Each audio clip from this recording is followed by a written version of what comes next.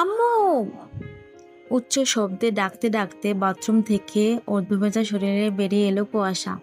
কারণ সে শ্যাম্পু করতে গিয়ে তার শ্যাম্পুর বোতল না পেয়ে মেজাজ তার সপ্তম আসমানে। গত সপ্তাহে শ্যাম্পু কিনেছে সে, তার দিব্য মনে আছে। আর এখন সেই শ্যাম্পুর বোতল নেই। এটা যে কে নিতে পারে তার বেশ ভালো করেই জানা আছে।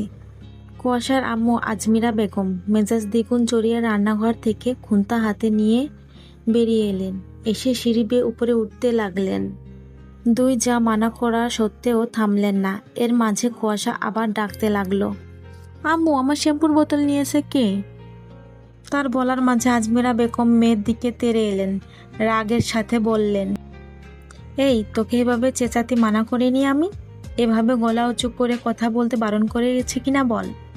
বলতে বলতে মেয়েকে মারতে যাচ্ছেন, এর মাঝে সেখানে তুষার ছুটে এলো। এসে ছোট আম্মুকে আটকালো, জিজ্ঞেস করলো, কি হয়েছে ছোট আম্মু, খুশুকে কেন মারছো?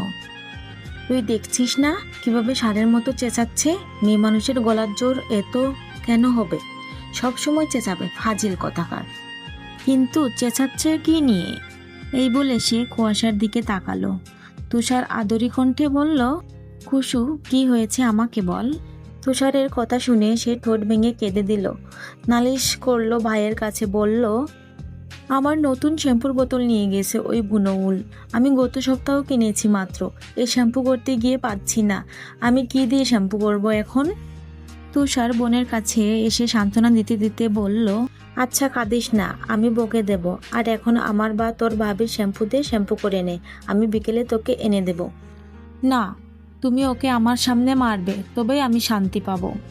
আচ্ছা মারবো, যা এখন গোসল করে নে, আমি তোর ভাবিকে দিয়ে শ্যাম্পু পাঠিয়ে দিচ্ছি। কুয়াশা সম্মতি দিয়ে বাথরুমে যেতে যেতে বলল, তোমার ছোট আম্মুকে নিয়ে যাও, এই মণ্ডলের মেয়ে আমাকে শুধু মারে। আমার ষাট বলল, আমার দোষ খোঁজে সবসময়, ডাকবো না আমি তাকে আম্মু বলে। বলতে বলতে ধারাম করে দরজা বন্ধ করলো বাথরুমের। আজমিরা বেগম কটকট নজরে তাকিয়ে আছে। তুষার হাসছে মিটমিট করে।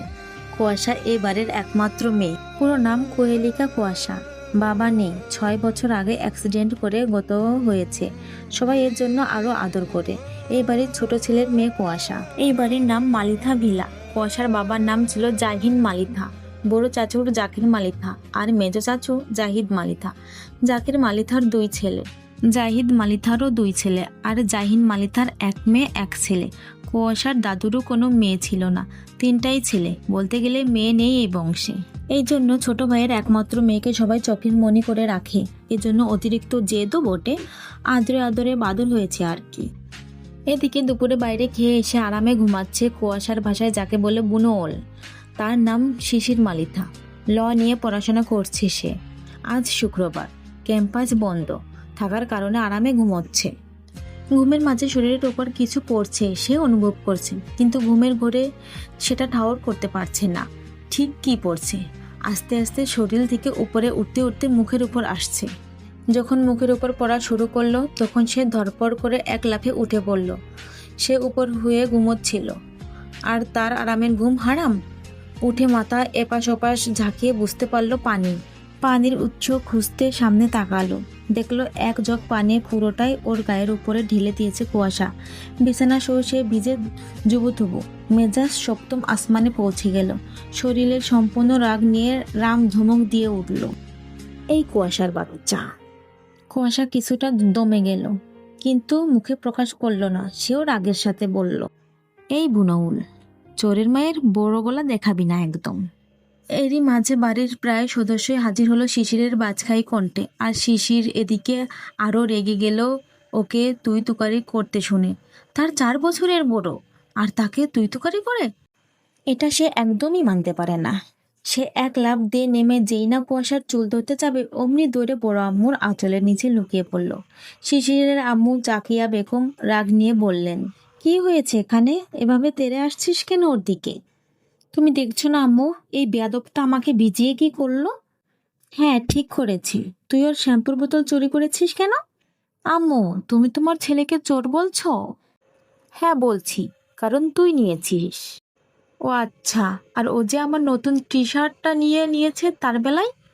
ওর পছন্দ হয়েছে তাই নিয়েছে। শিশির মুখটা অসহায় করে দাঁড়িয়ে রইল। সে আর কি বলবে মাকে। ওর এমন লুক দেখে সেখানে থাকা তুষারের বউ বৃষ্টি আর কুয়াশা জোরে শব্দ করে হেসে দিল। শিশুর মৃদু রাগ নিয়ে বলল, ভাবি, দেবরজি, তোমার অবস্থা দেখে প্রচুর হাসি পাচ্ছে, দাঁড়াও একটি হেসে নি।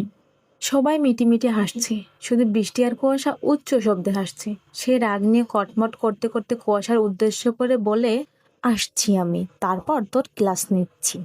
কুয়াশা শাড়ির আঁচলের মাঝ থেকেই মুখ ভেঙচালো। আজমিরা বেগম এখানে থাকলে কুয়াশার খবর করে ছাড়তো, নেই বলে সাহসটা পেল। কুয়াশার ছোট ভাই হিমেল বলল, বুবু, ভাইকে এমন ভিজালে কেন? বেশ করেছি, দূর হ এখান থেকে। ভাই কি চামচি?